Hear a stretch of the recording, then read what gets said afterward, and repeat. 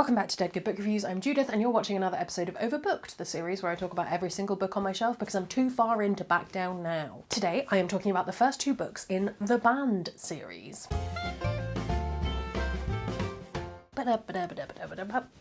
Also, sidebar, welcome to Series 3. We have reached the third shelf. I don't know if by the time you're watching this these shelves will even exist, but hey, we have reached shelf number 3. Some quick disclaimers before we start. I bought both books in this series myself. I have Kings of the Wild on Kindle, and obviously I have a physical copy of Bloody Rose here. I'll put the covers up, don't you worry. All opinions are my own, nobody's paying me to talk about books, the usual stuff. I'm also going to keep this as spoiler-free as humanly possible, though I am going to talk about the fact that book 2 follows on from book 1, so if you want to go in knowing absolutely nothing, do click away now, but it should all be fine. I do want to give a quick shout out to Justine over at I Should Read That, who recommended Kings of the Wild to me quite some time ago now. It was a fantastic recommendation, which she always continues to give, and if you haven't already, you should definitely go and subscribe to her. The Band is a series that at the time of filming this, I believe, only has 2 published books with a third one on the way.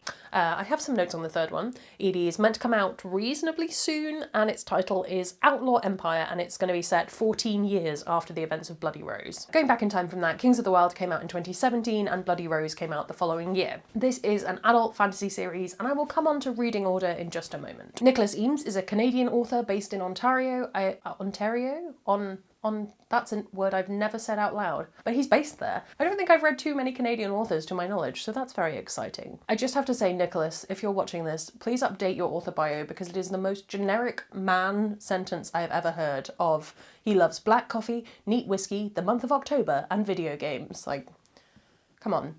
Creative. Both of these books, though slightly different, take place in a world where bands are not bands of musicians, but bands of mercenaries who travel the country, the world, fighting off monsters. Book 1 begins with Slowhand Clay Cooper getting a visit from his old bandmate Gabe, who's interested in getting the band back together for one more quest. They need to rescue his daughter, who's been trapped in a city besieged by monsters. Though it's been a fair while since they last went adventuring, Clay is persuaded and they set off to get the rest of the band back together and see how the world has changed since they were last out in it. I don't want to spoil book 2 too much, but suffice to say it takes place a few years after the end of book 1, and it follows a different band who have different goals and different characters, more importantly. My opinions on book 2 are different enough that I need to talk about it a little bit, so again, if you don't want to hear about book 2, don't worry, you can just go away and come back when you've read it. I don't know how else to do this because I need to talk about book 2 more than that. My first thing that I really love about this series is the band references. The setup is really, really fun. We've got this band, the idea of getting the band back together, but it's a band of mercenaries. It's just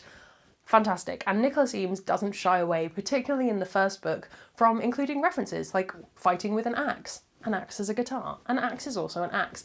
It just works. It's one of those things where you can picture the starting to think about the idea and how quickly you would go, all of this works really well. I fully expect there were a lot of references that will have gone over my head, but I got some of them. There's a Men Without Hats reference at one point. It's all very clever, and I think the more you read it, the more you would pick up on little references like that. It just adds to the humour of the whole thing. I will say that comes into play less in book 2, I think, but again, they're very different books, and I think if he'd leaned into that still in book 2 and hadn't done as much of the character stuff that happened, I probably would have found it annoying, so I'm quite glad they're different. My other massive pro for the series is it's actually funny. There are a lot of books that pitch themselves as humorous books that do not make me laugh, and in fact just feel kind of cringy and awkward. This is not one of those series. I think that these books are written just the right level to actually amuse you and not feel annoying.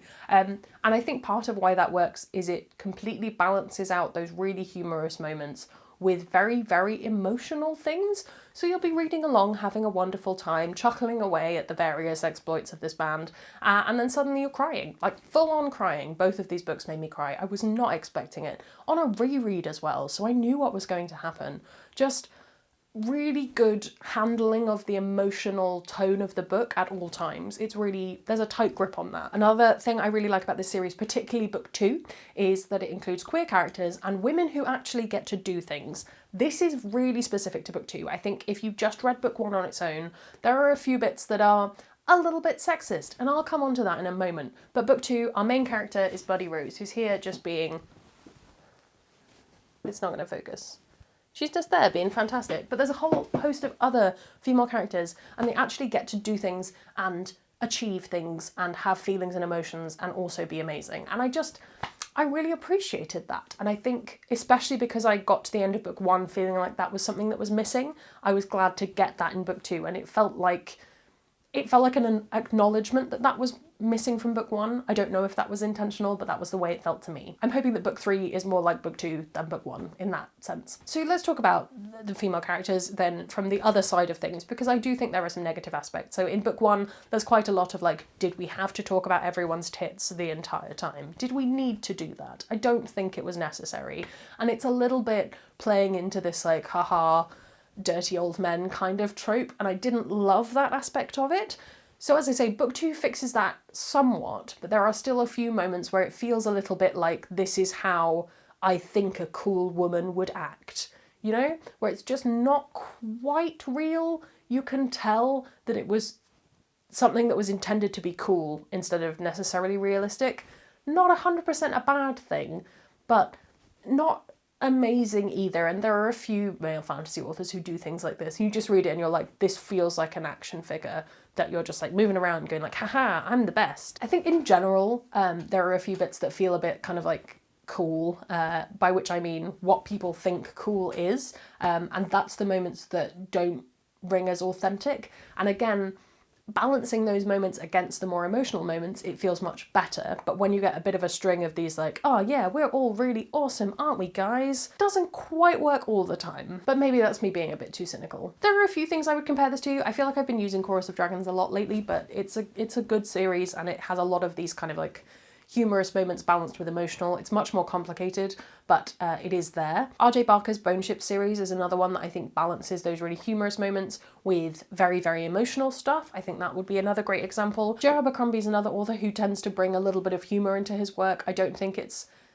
anything hits the same level in terms of like humour, or maybe Spellslinger for a YA version, because that has that bantery aspect to it and also references to real life things within the book, so it's a little bit breaking the fourth wall. Maybe that. There you go. I would say this is well worth reading. It's a good fun time. They're very well written. They're good characters. They're cool, as I say. But I think that don't read them expecting them to be deep and meaningful, because I think that's where I maybe went wrong when I started to think about like, okay, but like what is this saying about female heroes?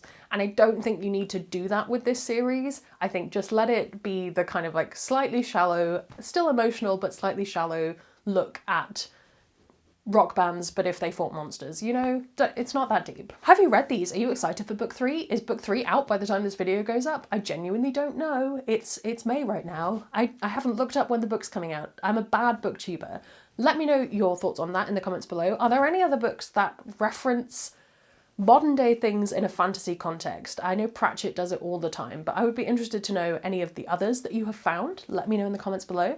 While you're down there commenting, you can also subscribe. It makes me feel loved and appreciated. You can follow me on all of my social media. It's all linked below. That's all from me, and I will see you in the next one. There's gonna be some bloopers now. I don't know if when you're watching this, these shelves if these shelves will even in. Book 1 begins with Slowhand Clay Cooper getting a I feel like I'm a cool mum, not a whatever it is.